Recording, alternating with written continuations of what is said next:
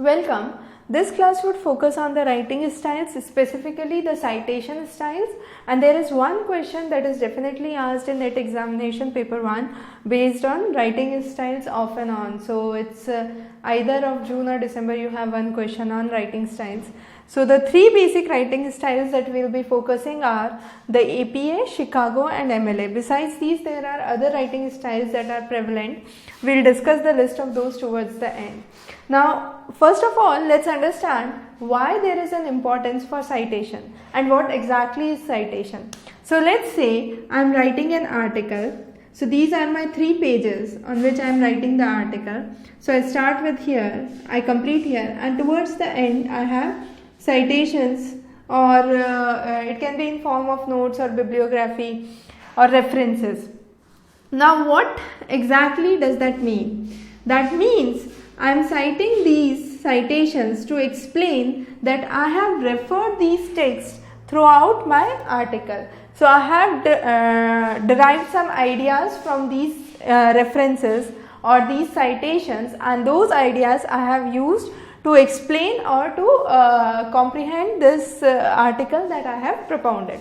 So what is the basic importance I could say for citations? The first and the foremost importance is it avoids any kinds of plagiarism, because since you are citing the name of the authors, you are already giving them credibility that you have referred their resources. Okay, so the first and the foremost thing is it avoids plagiarism in any form. Now this citation over the years have derived various methods, and there are various ways in which citations are done.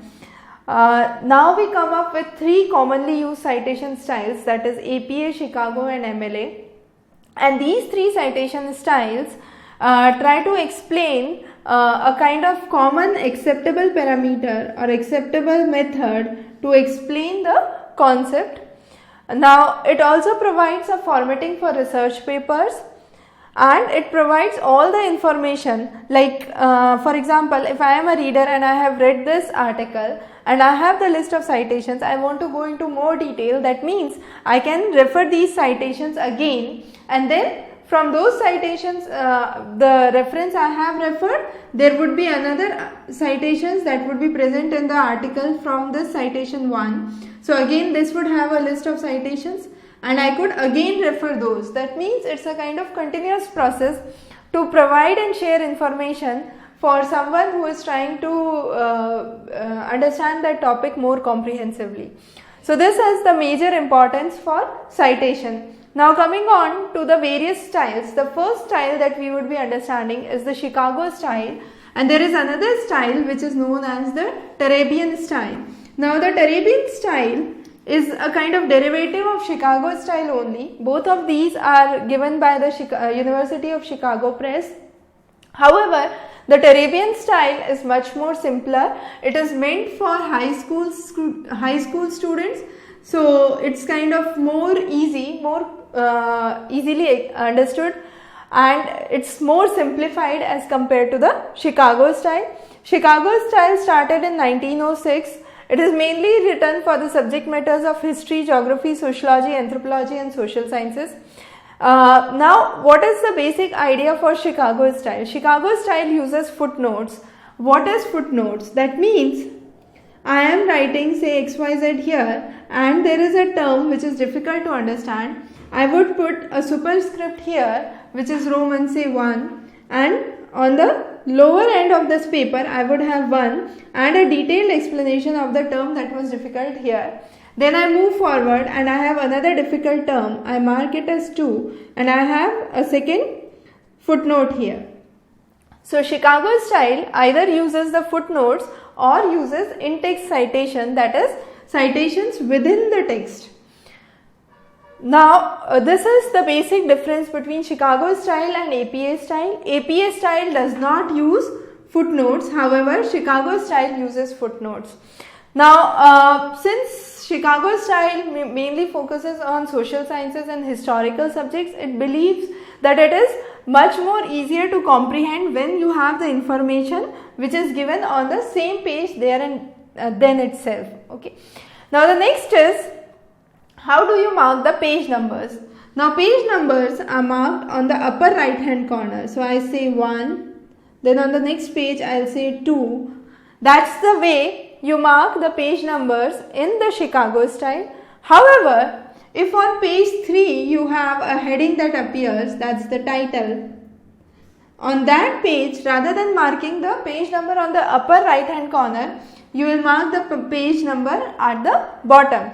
So that is again what is different from the APA style. APA style insists on page numbers on the upper right hand corner, ignoring the fact whether you have the title or not. However, in Chicago, if you have a title coming up, you will move the page number to the bottom of the page.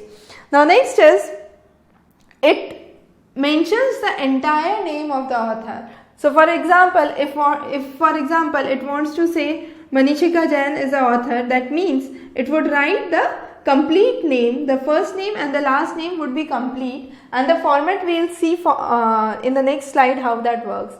Now you have the APA style, that is the American Psychological Association, which created this style. It is known as the APA, from the American Psychological Association itself. Now as I said, the APA style is much newer as compared to Chicago style. It originated in 1929. It is mainly used in field of social sciences. It is used for justice, economics, law and businesses. For medical sciences, it is used for nursing and psychology subjects. Now this style only uses in-text citation. That means if I am writing something, within that I will say it was given by Smith 126. Okay, so that is how you mention the in-text citations. However, if you are quoting someone exactly what it was, you would say Smith 2004 and then you would say page number 1 or page number 2 or whatsoever. So when you have information that is given in quotes, you would mention the author, the year and the page number. Again, the page number in this case is mentioned on the upper right hand corner. However, along with the page number, you have the title of the text that is mentioned on the left hand corner, the upper left hand corner. So you have both the title and the page number that are given on every page under the APA style. So if I have a page format, I can easily comprehend whether it's a APA style or a Chicago style based on the page layout. If you have the title on the upper right corner, it would be a APA style. If there is no title, it would be a Chicago style. Now only the initials of the first and the middle name of the author are used. So rather than using Manishika Jain as complete, you would just use M. Jain, for example, in this case. Now what is the idea to use just the first word or the initial for the first name?